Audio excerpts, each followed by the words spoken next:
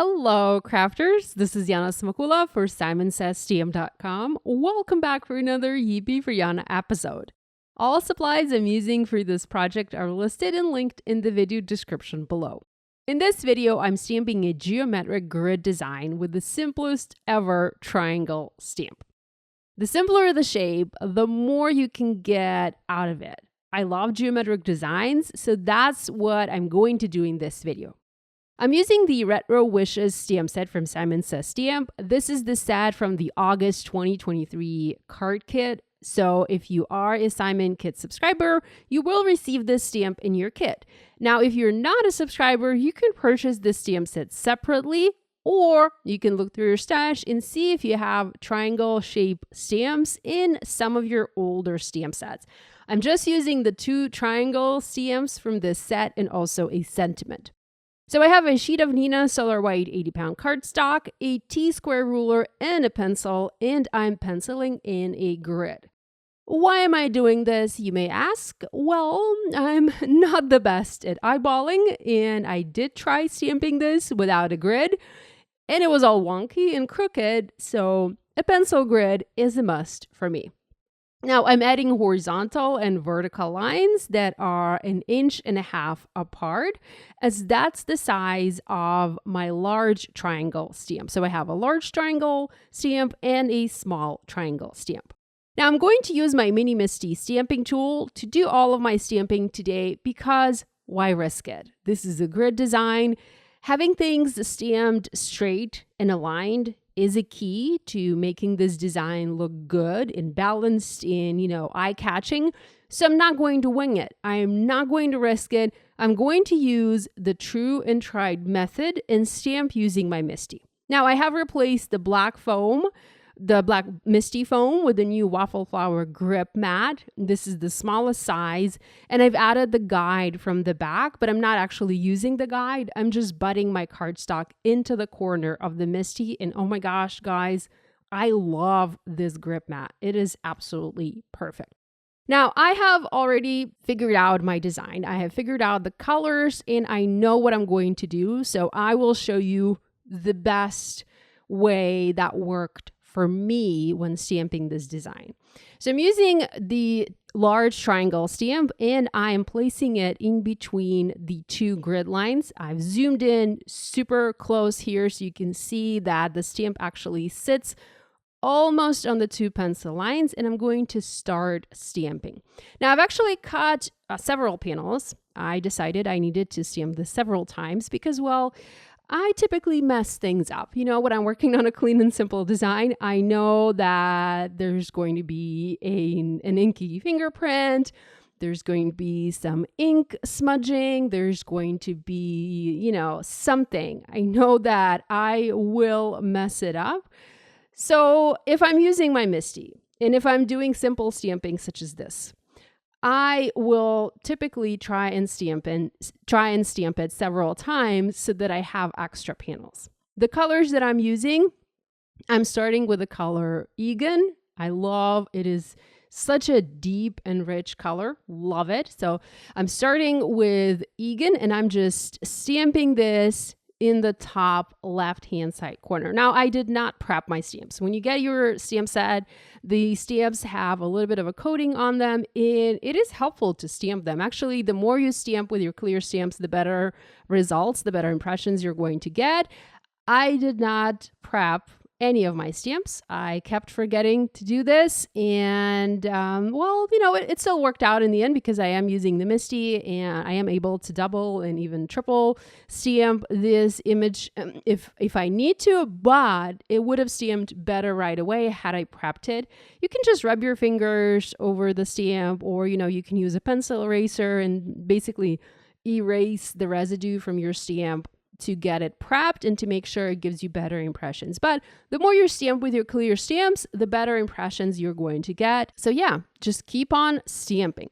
So I stamped the first triangle onto all 4 of my panels and I moved on to the second color. The second color that I'm using is a beautiful, it's actually my favorite green color from Simon Says Stamp, and this is the Perfection. I did make sure to clean my stamp. I used a wet baby wipe, and then I used my fingers, and I really cleaned and wiped the stamp clean because I didn't want to mess up my background.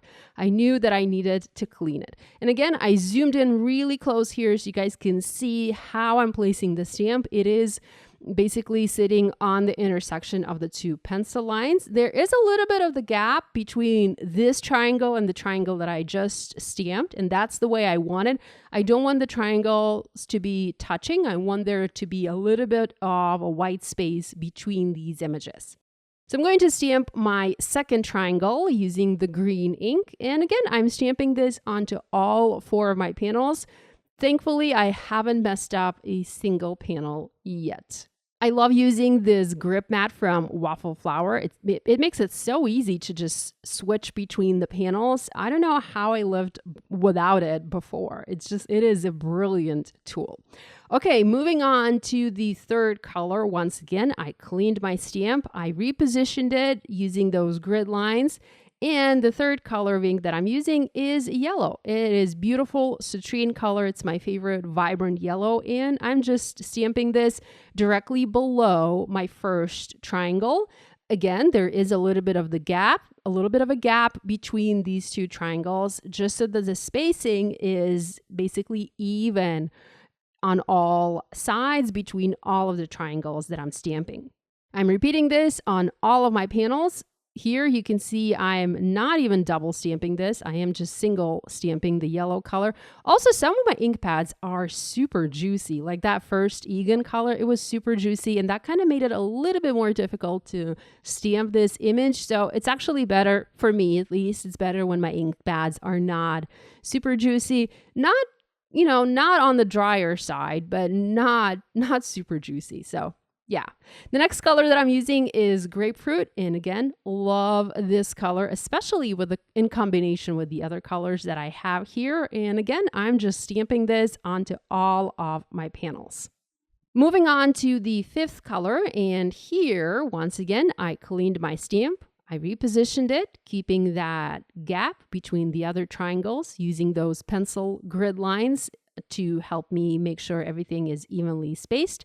And the fifth color that I'm using is Mandarin. It is a nice, vibrant orange.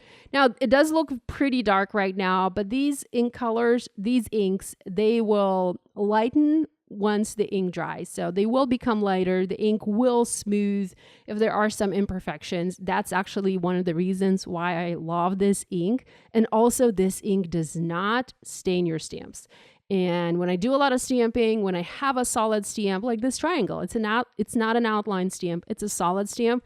It is very important for me that my inks do not stain my stamp so that I can clearly see what I'm doing. I can still see through my stamp. It's going to get a little bit of staining, but it's not going to be like super stained. It's not going to get like super dark red or, dark purple or something like that.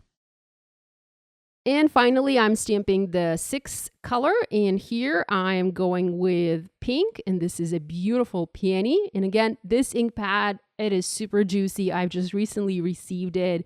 I've not used it much, so it has a ton of ink, and you can see that it is super, super juicy as I add the ink onto my stamp. But it still stamps fine. The ink is still going to even out. I just need to give it a couple of minutes to do that. I am stamping this onto the rest of my panels. This time I actually decided to skip one of the panels because I wanted to have a little bit of variety. I wanted to have a little bit of a different look. So I did not stamp it onto all 4 panels. Now this 4th panel, I decided I needed to stamp a sentiment in place of that 6th triangle. And here I'm stamping "Hey Friend." And that's the sentiment that's going to go onto all of my cards. You'll see that I have 4 cards for you today. I managed to not mess up any of the panels, which is quite a surprise because honestly, I do mess them up all the time. So that's the sentiment that's going to go on all 4 of my cards, and I will stamp the sentiment in VersaFine Onyx Black ink.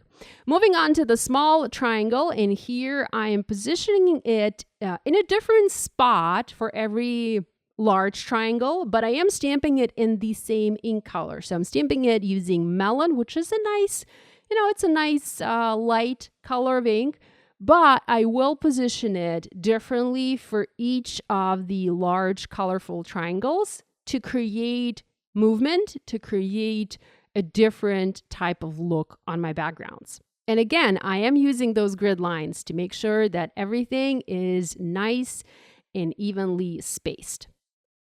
And you can play with the placement, you can rotate the little triangle.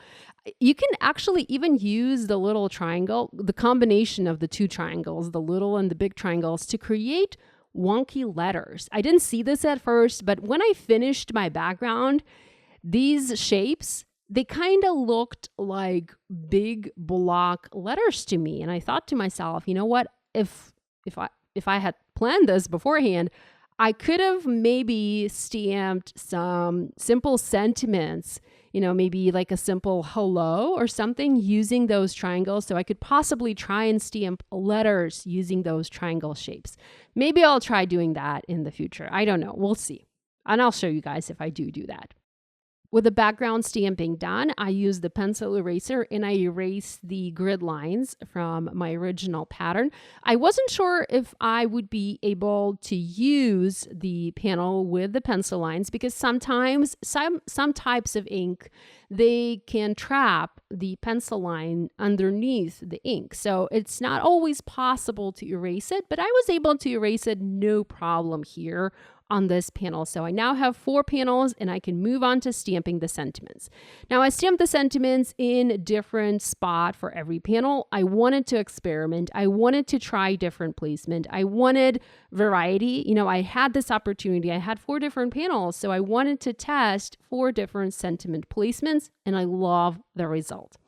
Next, I'm using a rectangle dies. These are my favorite rectangle dies from Spellbinders, and I'm just going to use them to trim my panels out. The stamping isn't centered on this panel, so what I'm doing here is I'm using a rectangle die to cut it out, but I'm not centering that rectangle die.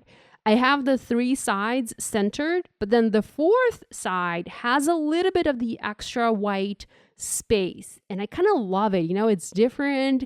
It's unexpected. So I kind of like this result. I trimmed all 4 of my panels in the same way. So each panel has an uneven white space on one side. And I'm just using foam adhesive squares to pop these panels onto card base. I have card bases created from the Simon Says Stamp Fog cardstock, and all of these are A2, so they measure 4 1/4 by 5.5 inches. And I also have 1 card base, again, because I wanted to experiment. I wanted to see which cardstock color would look best. Now, I did try using some colored cardstock.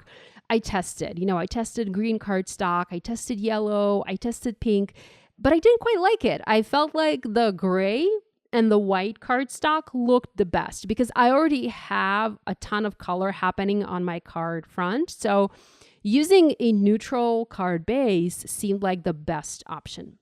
With that done, I then embellished each card using some clear dots. These are the clear adhesive enamel dots from Spellbinders, and I just added a couple, like 2 or 3 dots to each of my cards, and I love the result. Well, I hope you feel inspired to create. I hope you're going to pull out your triangle stamp and try stamping some awesome backgrounds. Thanks so much for joining me today. Love you guys, and I'll see you next time.